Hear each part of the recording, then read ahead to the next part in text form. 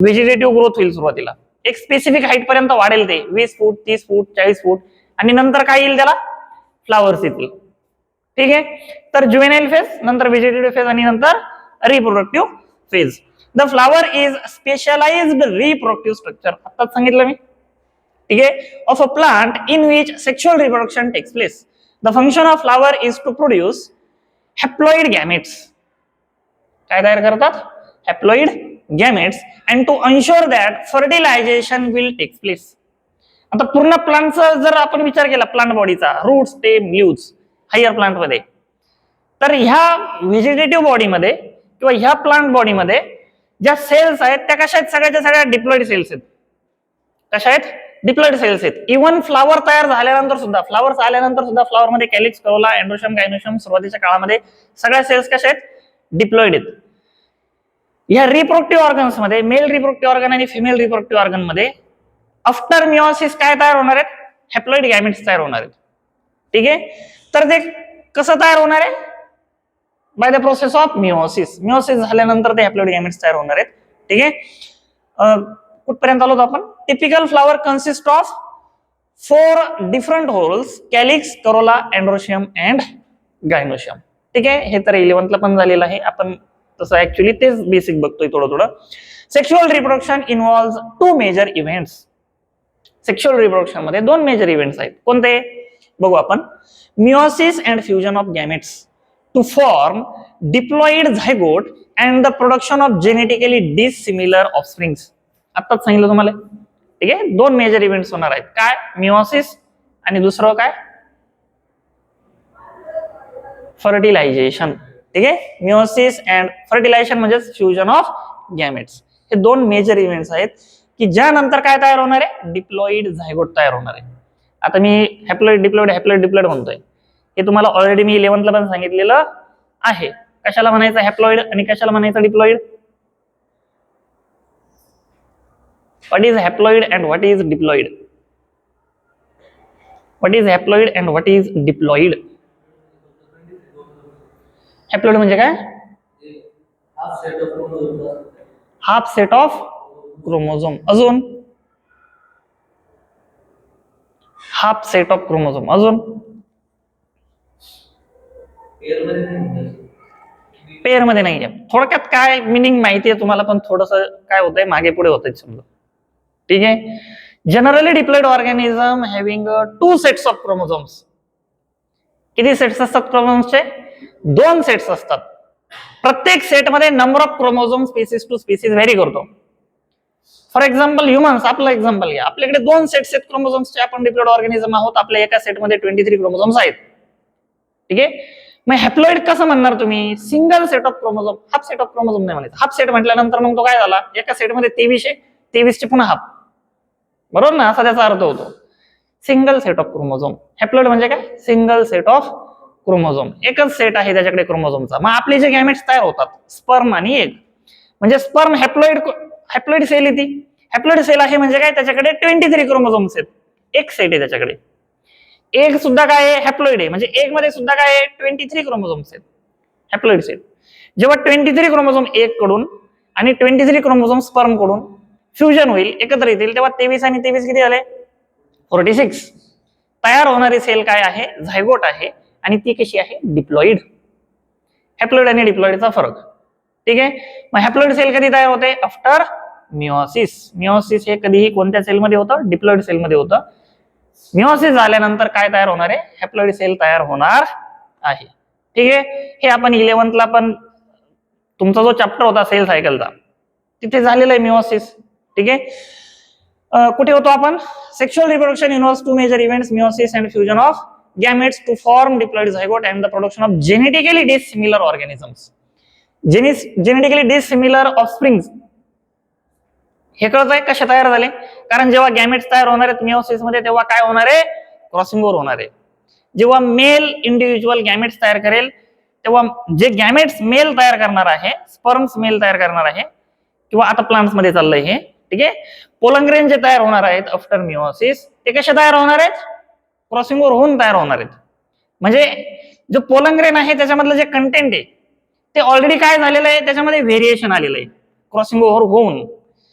तसंच गायनोशियम मध्ये ओव्हिलच्या आतमध्ये एम्ब्रियो सॅक मध्ये जो एग तयार झालेला आहे तो सुद्धा कसा तयार झालेला आहे, आफ्टर मिओसिस, म्हणजे क्रॉसिंग ओव्हर होऊन तयार झालेला एग येतो. म्हणजे ऑलरेडी त्याच्यामध्ये काय आलेलं आहे, व्हेरिएशन आलेलं आहे.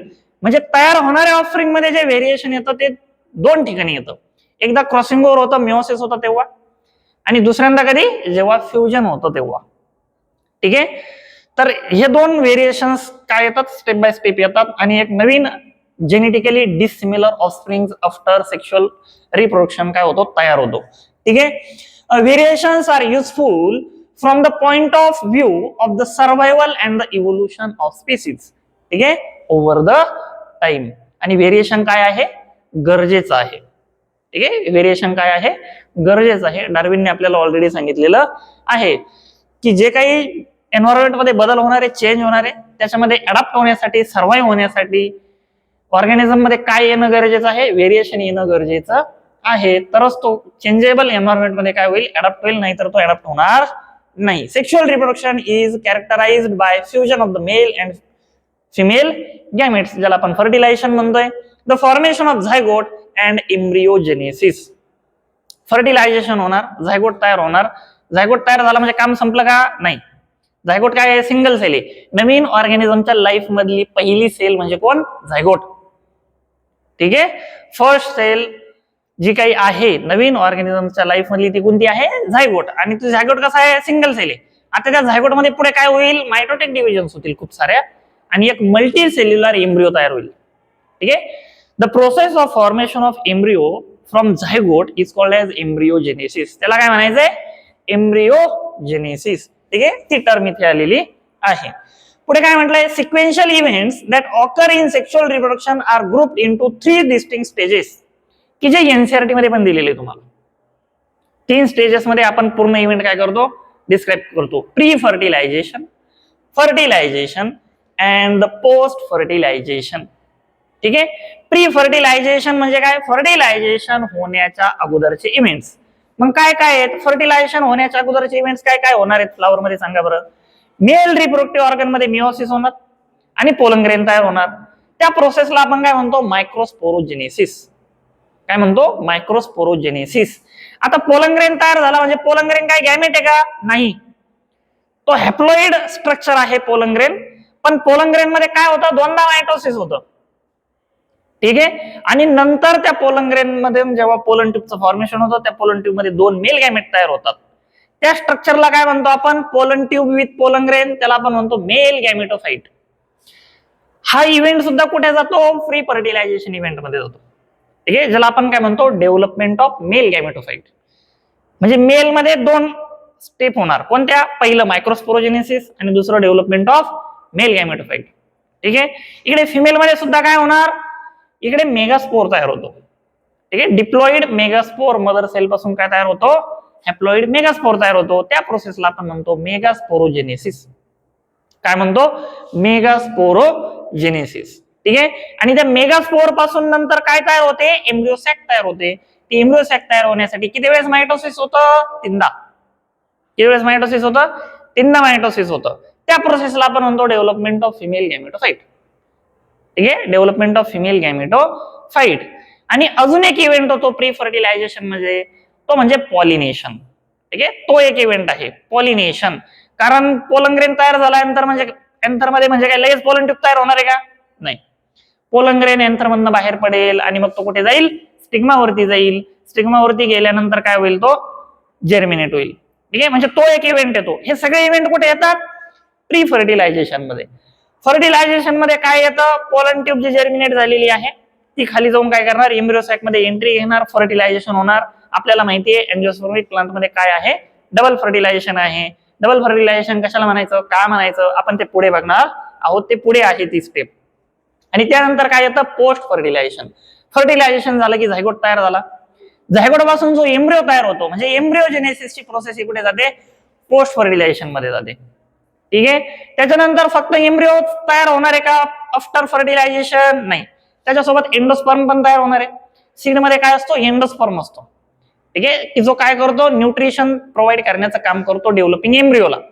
किंवा कधी कधी तो एंडोस्पर्म डेव्हलपिंग किंवा जर्मिनेटिंग सीडला फूड मटेरियल प्रोव्हाइड करण्याचं काम करतो. ठीक आहे. मग तो एंडोस्पर्म पण तयार होतो. ठीक आहे. ती जी काही एंडोस्पर्म फॉर्मेशनची प्रोसेस आहे ती सुद्धा कुठे जाते, पोस्ट फर्टिलायझेशन मध्ये जाते. ठीक आहे.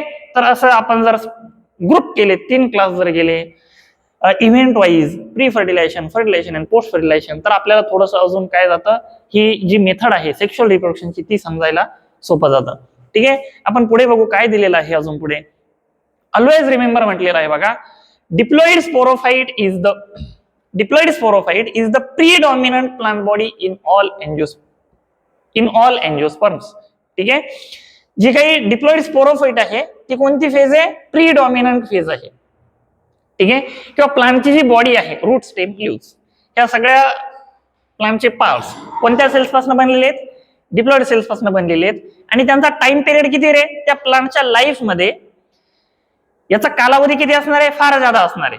म्हणून आपण काय म्हटलंय, प्रीडॉमिनंट फेज आहे ती. ठीक आहे. म्हणजे डिप्लॉइड स्टेजची जी लाईफ आहे प्लांटच्या लाईफ मध्ये ती कशी आहे, लॉंगर आहे. तसं प्लांटला फ्लावर आल्यानंतर फ्लावर मध्ये जे अँथर्स असणार आहेत आणि गायनोशियमच्या बेसला ओव्हरीमध्ये जो ओव्ह्यूल असणार आहे त्याचा कालावधी किती असणार आहे, थोडं काय असणार आहे. म्हणजे एखाद्या प्लांटला फ्लावर आल्यानंतर मॅक्झिमम टाइम किती असणार आहे फ्लावर्स प्लांट वरती, फार कमी कालावधीसाठी असणार आहे. ठीक आहे. म्हणजे एक फ्लावर प्लांट वरती 5 दिवस 10 दिवस मॅक्झिमम आपण जर कन्सिडर केलं तर एवढे दिवस असणार आहे. म्हणजे थोडक्यात फिमेल गॅमेटोफाइट म्हणजे हॅप्लॉइड सेल्स ज्या काही आहेत फ्लावर मध्ये त्याचा कालावधी किती आहे, फार छोटा आहे ऍज कम्पेअर टू डिप्लॉइड सेल्सचा. ठीक आहे. म्हणजे काय आहे, diploid sporophyte is the predominant plant body in all angiosperms. ठीक आहे. त्याचा कालावधी जास्त आहे, ती फेज ज्यादा वेळ आहे. Where meiosis takes place to produce haploid spores that form gametophyte, याचा कालावधी थोडा असणार आहे. ठीक आहे. Gametophytes are considerably reduced and develop within the flower, they produce gametes. ठीक आहे. तर जी काही गॅमेटोफाइट्स आहेत, गॅमेटोफाइट म्हणजे कोणतं, मेल गॅमेटोफाइट म्हणजे pollen grain with pollen tube, male gametophyte. Embryo sac म्हणजे फिमेल गॅमेटोफाइट. ठीक आहे. त्याचा कालावधी थोडा असणार आहे आणि ते कुठे तयार होणार आहे, विद इन द फ्लावर. ठीक आहे. And develop within the flower, they produce gametes. ठीक आहे. मेल गॅमेटोफाइट मध्ये 2 मेल गॅमेट असणार आहे आणि इकडे एम्ब्रियोसॅकच्या बेसला खाली काय असणार आहे, एक एग असणार आहे जो फिमेल गॅमेटला रिप्रेझेंट करणार आहे. ठीक आहे. The male reproductive whorl of flower is called androecium. Individual member of androecium is called stamen. हे 11वीला पण झालेलं आहे. Stamen consist of filament, connective and anther. आज आपण इथे थांबू. नेक्स्ट लेक्चरला काय करू आपण, इथून पुढे सुरुवात